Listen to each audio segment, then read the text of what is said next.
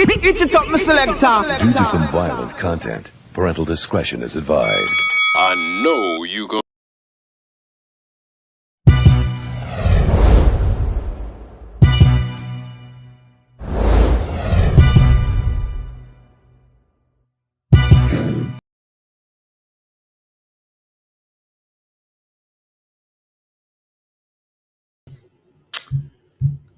All right, what's going on, everybody?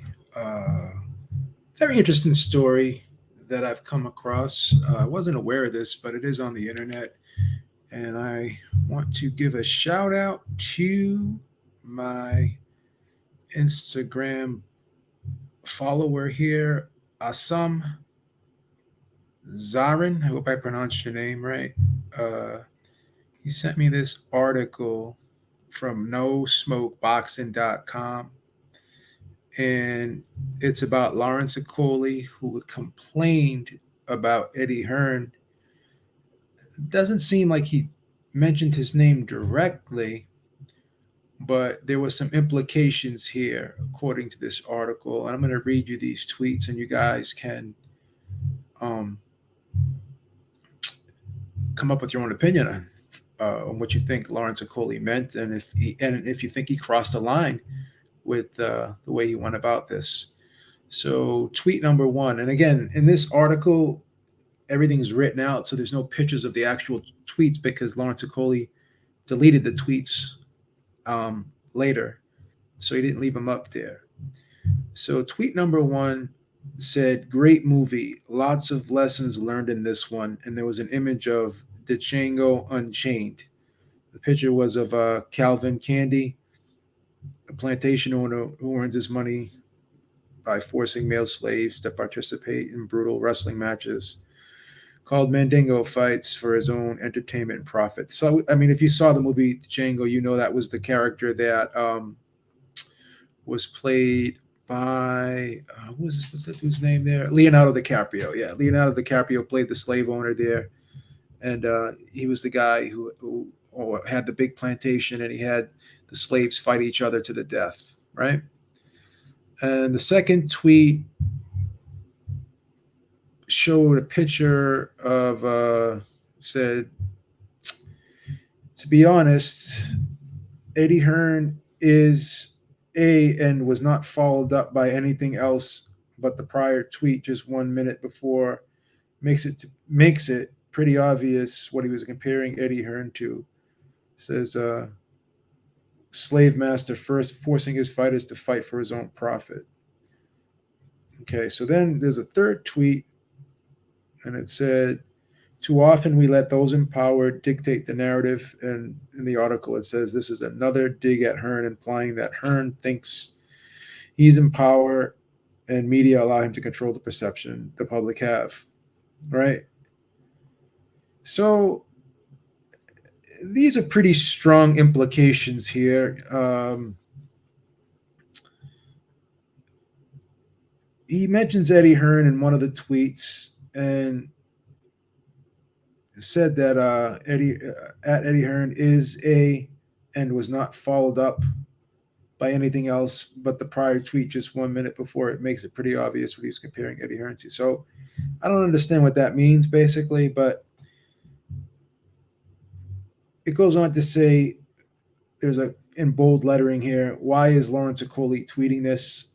And it says Lawrence Okolie has one fight left with Eddie Hearn's Matchroom Boxing and wants to leave both his management 258, who also manages Anthony Joshua, and he wants to leave Hearn to go to Boxer and Sky Sports. This is one potential reason for this outburst, is to try to speed up that process. Either way, these tweets from Okolie are way over the line and heavily controversial of him to imply something like this. That's according to the author of this article. So basically, the article is really defending Eddie Hearn, saying all the good things that Eddie Hearn did for Okolie, signing him straight out of the Olympics in 2016, took him to the British Commonwealth, European, and world titles in under 16 fights. Said Okolie is not. They're criticizing him, saying Okolie is not particularly exciting with some of his fights, massively underwhelming fans, and is not a commercial draw, as shown by the Siaslik fight and previous viewing figures. Despite this, Matchroom gave Okolie the opportunity to headline on Sky Sports and DAZN. So, yeah, it seems as though Okolie's not happy with Eddie Hearn. Maybe he doesn't feel as though he's being paid what he thinks he should be paid. I heard, I was watching some video, I think, and I don't want to get this wrong, but I think Adam Smith had said that he was looking to make Lawrence Okolie the face of Sky Boxing. Now, obviously, Joshua's not there anymore. So they're looking for him to kind of be that guy, I guess, according to Adam Smith, I believe. I heard him say it, but I don't know, if I took him out of context or whatever, but he did say that he has big plans for Lawrence Okolie. So, Eddie Hearn really likes to toot his own horn in terms of how great of a promoter he is. He says he's the best promoter in boxing, and that's fine. He says, we pay our fighters well. We pay them on time. We don't have any problems with them. But Liam Smith also kind of threw a shot at Eddie Hearn, saying that Eddie Hearn threw him to the wolves, but he persevered. And now he signed with Sky, right? Tasha Jonas, another fighter who was with, was on a lot of Eddie Hearn shows, right? She left Eddie Hearn and she went with Sky, right? Lawrence Okolie's going with Sky. And Dillian White is like on a fight-to-fight with Eddie Hearn, but he's been on both Sky and DAZN. And I believe, if I'm not mistaken, in the UK, the Dillian White-Tyson Fury fight was on BT Sport, and it was on Top Rank, right? So Eddie Hearn never could deliver the heavyweight title fight for Dillian White, and in order for the heavyweight title fight to take place, it had to be promoted by Frank Warren and Bob Arum. Same thing with Devin Haney. Could never get Devin Haney that big undisputed fight, and in order for Devin Haney to get that big undisputed fight, he had to go over to Top Rank, right? So there's been instances where Eddie Hearn just couldn't always deliver. He could never deliver that Anthony Joshua Deontay Wilder fight. Could never deliver the Anthony Joshua Tyson Fury fight. So even the Canelo undisputed fight was on PBC. So that was another fight that Eddie Hearn could not deliver. All right. So Eddie Hearn does have some shortcomings here. I'm not going to say that I don't think he's a good promoter. I think he is arguably one of the best promoters, if not the best promoter of the sport of boxing. He's done a lot for the female boxing, did a lot for Katie Taylor, has done great things with Anthony Joshua's career. Anthony Joshua's made a lot of money. But this whole thing with DAZN as well, DAZN, hearing that there's rumblings with Joe Markowski over at DAZN, and he's questioning why Eddie Hearn is dealing with all these other broadcasters, and not being loyal to DAZN, so to speak. He's like, why is he, allowing these other fights to go to other broadcasters, and he's not getting them to DAZN? Obviously he's talking about the Canelo fight with Caleb Plant, and now this fight with Anthony Joshua and Alexander Usyk that's going to be on Sky now, right? So it looks like Eddie Hearn is burning a little bridges here. Even Adam Smith is trying to be diplomatic about the whole thing, but Eddie Hearn, to me, kind of on the down low, sneak disses Adam Smith a lot, and he sneak disses Sky Sports a lot, saying, "Oh, now all of a sudden that I left, now they're really pushing boxing hard now, but they weren't doing it when I was there." That's kind of a slap in the face, because Adam Smith is always, I believe, in my opinion, Adam Smith, whether you love him or hate him, he's always been really good at pushing the sport of boxing and pushing all the fights and being supportive of all the fights, regardless if Sky Sports is involved in them or not. They still cover the events. They still report on the events. They're still there. Adam Smith shows up to fights that aren't even on Sky. He was there for the Fury White fight, He's going to be there for this fight, right? He was there for Canelo Plant, so he's always there as a representative, showing up, supporting boxing as a whole, right? And you can have your opinion on if it was a good move for Eddie Hearn to take Joshua, not Eddie Hearn himself. It was Joshua's decision, but you can argue whether or not that was a good decision for Joshua to leave Sky and go on DAZN exclusively. But at the end of the day, I also heard that Alexander Usyk only has one fight left with Eddie Hearn. So if Alexander Usyk wins the fight with Anthony Joshua and retains those titles, right, and decides to go somewhere else, possibly sign with Frank Warren or even sign with Top Rank, follow his buddy Lomachenko over to Top Rank for maybe 3 or 4 fight deal, right? It's the only way he's going to get the Tyson Fury fight, because Tyson Fury ain't going to go on DAZN, right? So that'd be another guy that would leave Eddie Hearn as well. And then you're going to have Joshua over at DAZN. Who is he going to fight? Rematch Dillian White, rematch Kubrat Pulev.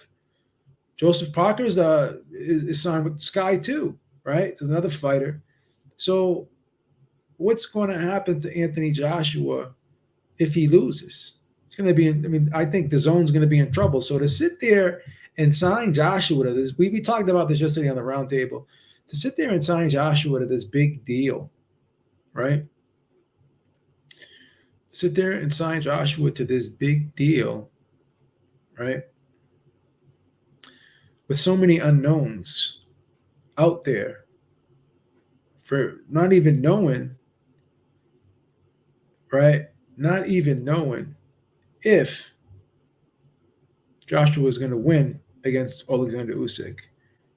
And then if he doesn't win, then what other fights are out there for him? Because Deontay Wilder, I know that's been talked about. He's a PBC fighter. Tyson Fury is an ESPN fighter, right? Joe Joyce is a BT Sport fighter, right? Frank Warren fighter, right? Daniel Dubois, another, right? Jared Anderson, Top Rank. Daniel Dubois, BT Sport. So what opportunities are going to be there for Anthony Joshua on DAZN? Again, I'm not the smartest guy in the room. I'm not a manager. I'm not a promoter. But if I'm Joshua, I'm saying to myself, I'm not signing more than a 2-fight deal with anybody, because I don't want to lock myself in. Don't these guys learn from history? Look at the Terrence Crawford situation, being locked up with Bob Arum for all those years and not being able to get the fights that he needed. And now it looks like he's going to get that Errol Spence fight now that he's not with Top Rank. Devin Haney had to leave DAZN in order to get that undisputed fight. Canelo Alvarez had to leave DAZN in order to get that undisputed fight, right? And more than likely, Alexander Usyk is going to have to leave DAZN to get that undisputed fight. So DAZN may have these big pockets, right? But they're losing purse bids, right? They got outbid for the Devin Haney fight against Kambosos. They got outbid, right? For the Fury versus Dillian White fight, right? And there was another fight too. I think it was Demetrius Andrade versus Zach Parker. That was another fight that they got outbid on, right? Or Eddie Hearn got outbid on, whatever. But again, DAZN is the guy that's funding Eddie Hearn. So if they're not giving him the money to make these bids, then obviously, it is what it is. Like Eddie Hearn likes to say, oh, well, that bid for Fury White was artificial. I mean, what do you mean it was artificial? I mean, all you guys are playing with house money anyways. You're all playing with house money anyways. You're all funded by the broadcaster. None of you guys are digging deep into your own pockets to pay these guys, right? So it is what it is. A lot of people are, or not a lot, but there are some that say Lawrence Okolie is not that exciting of a fighter. They're not really impressed with Lawrence Okolie. I'll be honest with you. I enjoy watching Lawrence Okolie. I think he's a good fighter. I think he's got some power. I think he's very athletic. I think he's quick. I think he's big. I think he has the potential to be undisputed at cruiserweight, right? I think he could go on to possibly be a decent heavyweight. He's a big guy. He's a big guy. But apparently, Sky is showing some great interest in him. It seems as though they're willing to pay him the big bucks. And maybe there's a little bit of resentment there from Okolie because Eddie Hearn, once again, has not been able to get him a unification fight, right? And possibly, I'm guessing that he's seeing the numbers that Sky are throwing out there for him, and he's saying to himself, well, why hasn't Eddie Hearn tried to match this, right? Why hasn't Eddie Hearn tried to match this? So Ben Shalom and Sky Sports are doing some great things over there. They're going to have Clarissa Shields, right, versus Savannah Marshall. That's going to be on regular Sky. It's not going to be on pay-per-view, right? And I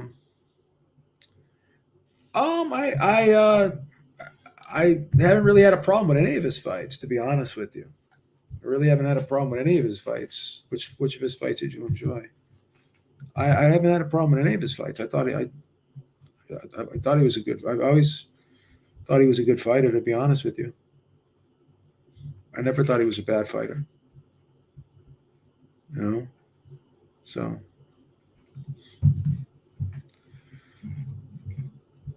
I never thought he was a bad fighter.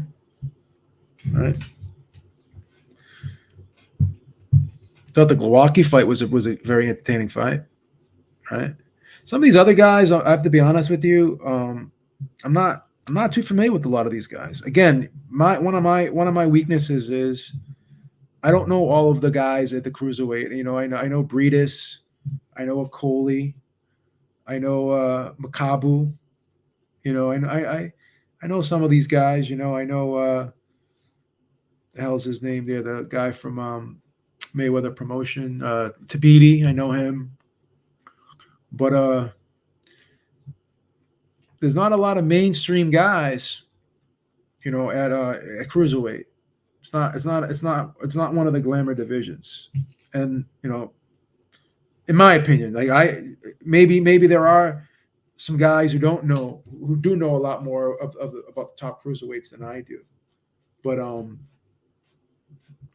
yeah, the cruiserweight division to me is not a who's who. It's not a like this guy Ja Opataya. Forgive me if I pronounce his name wrong. How do you pronounce this guy's name? Jai Opataya. Yeah, Jai Opataya. He just upset Marius Breedis. That was a very entertaining fight, by the way. I'll be honest, I didn't know too much about the guy because a lot of these guys are Eastern Europeans, and I don't really see them too much. And again, besides Lawrence Okolie, right? Got to be honest with you. Besides Lawrence Okolie, who's really being showcased in this division? I mean, Lawrence Okolie's been on DAZN a lot. Breedis was just on ESPN Plus, but Lawrence Okolie's been on DAZN a lot. He's been on Sky a lot, so he's getting a good push. I got to give Eddie Hearn credit for that.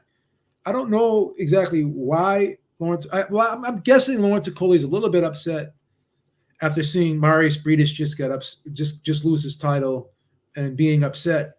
He's probably saying to himself that should have been me in there. Maybe that's bothering him a little bit. I'm not going to sit there and take sides on this thing. I don't think Eddie Hearn probably deserves to be. I'm not saying he was called a plantation owner, but even implying that he does business like a plantation owner, I'm going to be honest, that's a little bit harsh. That's a little bit strong. I don't think that's fair to imply that, in my opinion. Again, but I'm not Lawrence Okolie. I'm not the guy who is unhappy. I'm not the guy who's doing business with Eddie Hearn, right? I know Eddie Hearn likes to talk a lot of shit. He likes to get under people's skin. And then afterwards, he loves to say, "Oh, well, all these guys are against me." I mean, again, if you're gonna poke the like, Eddie Hearn loves to gaslight. He really loves to gaslight. It's these guys. They're the guys who have the problem. Okay, but you can't sit there and just out of the blue just say just criticize fights and promoters and this guy is losing money and this guy's doing this and that, whatever. Oh, okay. So Joe Markowski was talking about Hearn beefing with other promoters, not about going to other networks. Okay, fair enough. I thought he was a little bit. I thought I heard. Again, this is a rumor, but I heard Frank Warren saying that they were complaining that he's letting a lot of these fights go to other promoters. But again, that kind of doesn't make sense because if they're the guys that are paying the money, then they have the ability to outbid these other guys. So, but I heard Frank Warren say something like that. But yeah, I think you're right. I thank you for the correction. So Joe Markowski was talking about Hearn beefing with other promoters, not about fights going to other networks. Yeah, I mean, again, if you're going to always take shots and fight with other promoters, how do you expect to work with them, right? How do you expect to work with them? Thank you, United 46. I appreciate the correction. It's always good to have knowledgeable people in the chat that can help me out if I'm incorrect in anything I say, because I make mistakes too, and I'm not afraid to admit it. All right, so yeah, I mean, I obviously it looks as though Lawrence Okolie is going to go with Sky. He's going to leave Matchroom. So in the upcoming weeks, as we wait for this Canelo Golovkin fight in September, and then we wait for this Anthony Joshua fight on August 20th, it's going to be interesting to see what happens if Anthony Joshua loses. And here's another thing too, guys. If Anthony Joshua loses in the same fashion or even worse to Alexander Usyk, right? Same fashion that he did the first time or even worse, like I said, how do you market him? Is he still going to be marketable? Or I know he's got that look, he's got all the endorsements, and I know everyone loves him over in the UK and even all around the world. I know everyone gets behind Anthony Joshua, win, lose, or draw. But at what point do fans just kind of jump off the bandwagon here and say, you know what, I can't back the guy anymore. He's just not what I thought he was.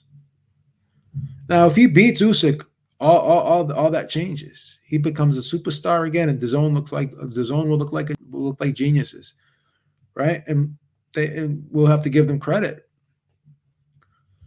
But at the end of the day, it's a big risk.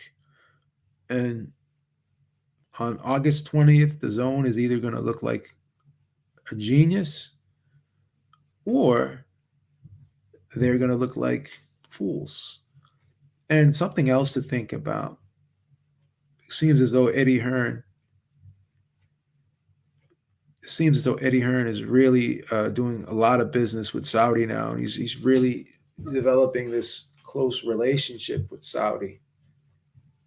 So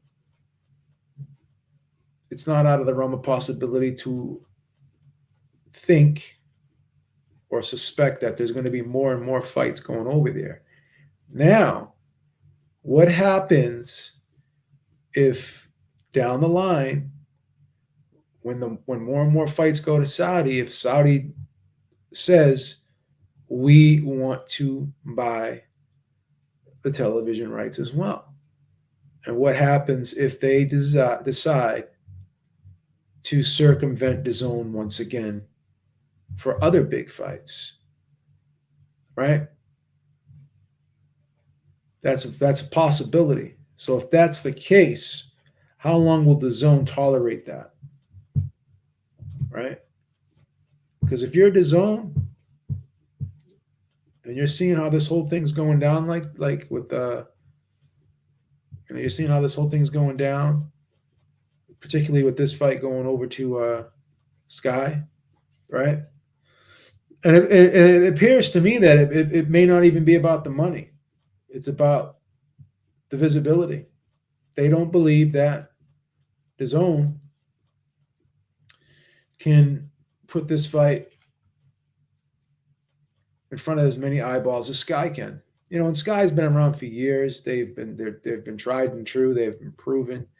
DAZN, ever since they came into the sport of boxing, they have not looked great. They've had a lot of pitfalls, right?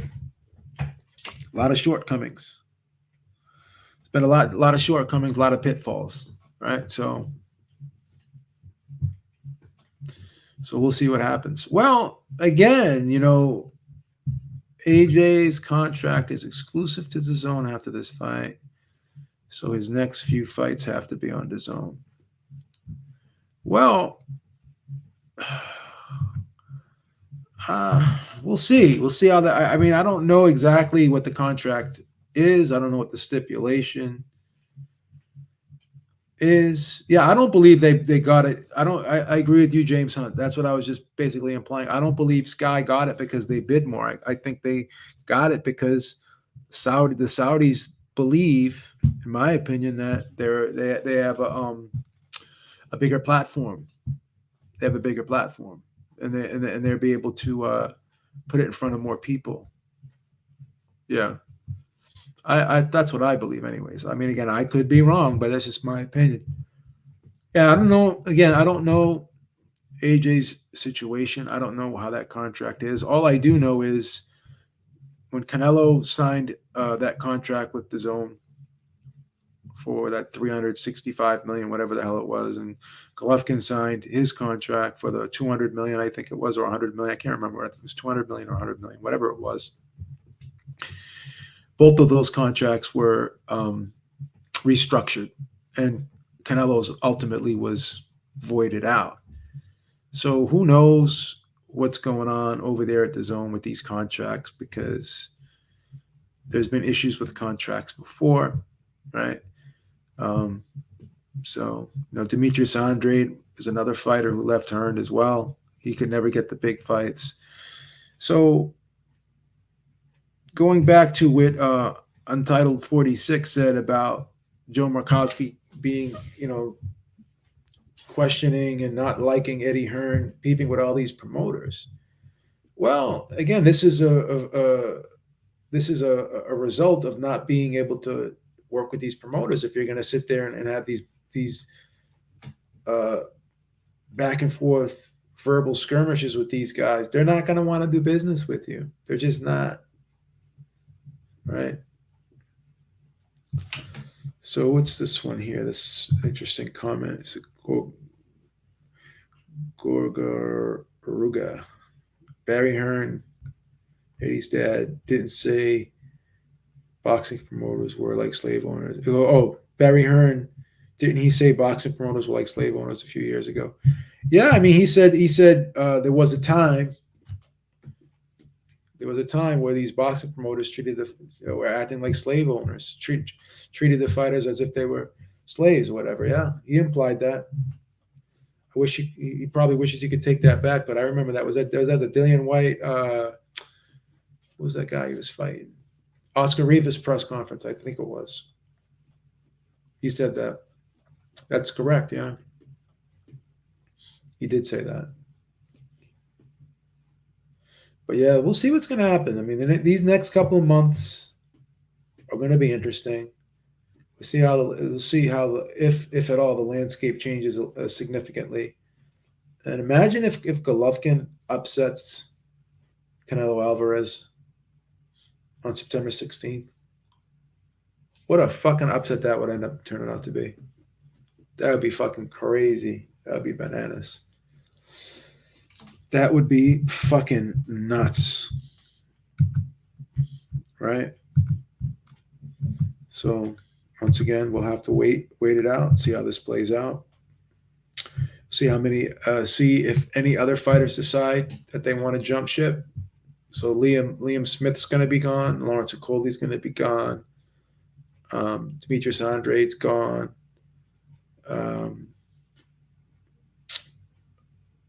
Who else? Tasha Jonas is gone. So we'll see who else leaves. We'll see if there's more people will leave. We'll see if Dillian White decides to stay, because he's always been on a fight to fight. Let's see what his next move is. Let's see if he goes with Frank Warren maybe. If he goes with Frank Warren, Dillian White can get a fight with Joe Joyce. He can get a fight with Daniel Dubois, right? Maybe able to get a fight with Jared Anderson, because Bob Arum and Frank Warren, they work close together, right? So, will it make sense for Dillian White? Yeah, Devin Haney left too. That's correct, Dan the man. And let's see if he goes back. Yeah, let's see what Dillian White does. Let's see what Dillian White does. Let's see if he goes to Sky, if he goes to Top Rank. Let's see what Dillian White does, because Eddie Hearn has never been able to really deliver him that big fight. Never really. I mean, he delivered some decent fights, but never that big fight that he's needed. Right? He's never delivered that big fight that he's needed. So, looks like the walls are kind of closing in on Eddie Hearn. But again, he still has that war chest from the DAZN to pay these guys. And he's got Canelo, right?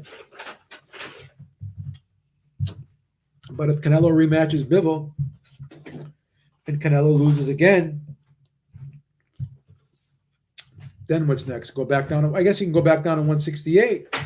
But then the only fight out there at 168 is the David Benavidez fight. And once again, PBC fighter, who they're never going to let David Benavidez go over to DAZN. I asked Samson Lukowicz if he would ever fight on DAZN. If he'd ever go over there and fight on DAZN, fight Canelo Alvarez on DAZN. He said there's no way in hell that would happen.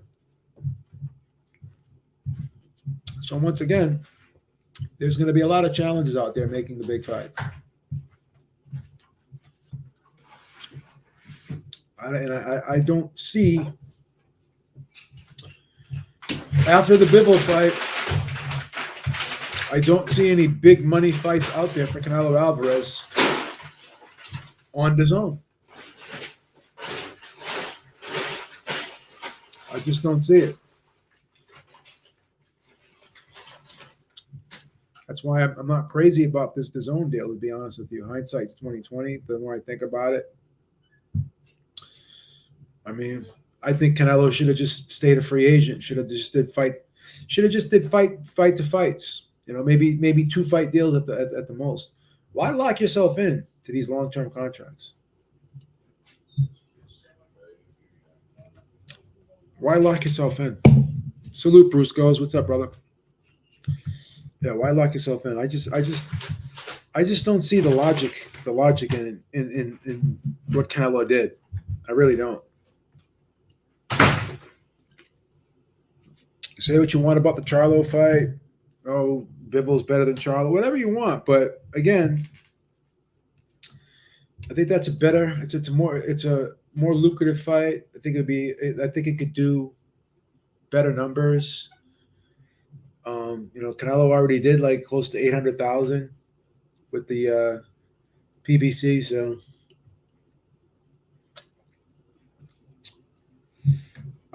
again, we don't know what this Canelo. We don't know the contract. We just don't. We're hearing a lot of different things. Let's see let's Google it and see what they say on it. Let's see how it was reported.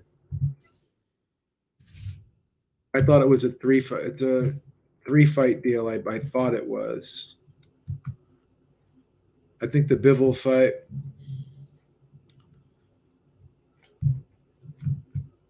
may be the last fight on the deal. Let's see what the actual contract is.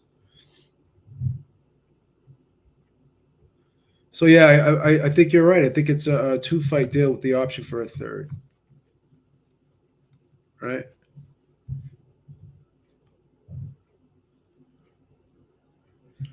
I think you're right. DAZN. It's actually written here as a 3-fight deal worth 160 million. So I don't know if that third. I don't know if that's the third fight's an option or not. Could be. I don't know. So total 3-fight deal packaged at 160 million. Yeah. So it's listed here as a 3-fight deal. I don't know if the third fight is optional. We'll find out. But he's already had one fight. So we'll see if Paramount Viacom. Let me see this. Paramount Viacom is Showtime, which is DAZN. They're about to merge or just be aligned together, it seems. Yeah, I don't know if Viacom is connected to DAZN or not. Not sure.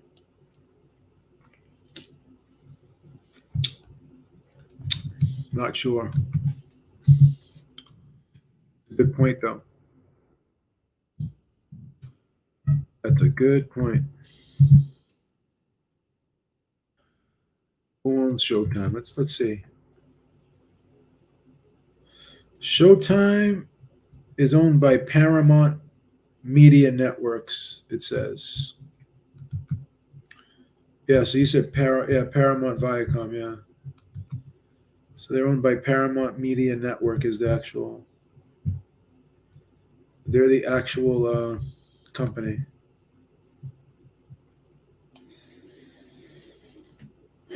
Yeah. Owner, Paramount Global. Parent company is the Paramount Media Networks. The founder of Showtime is Viacom. Yeah.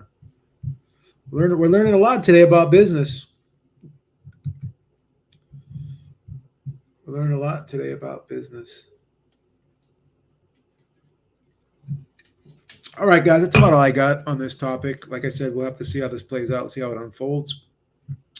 Make sure you check out the Ringside Reporter podcast every Sunday, 6 p.m. Eastern Time. Make sure you check out the Roundtable, which will be 8 p.m. Eastern Time every Thursday, whether it be on D Styles channel or my channel. Next Thursday, it will be on my channel. So make sure you tune in to the Roundtable. And as always, stay safe. Have a great day. And we'll talk to you all soon. Peace out, everybody.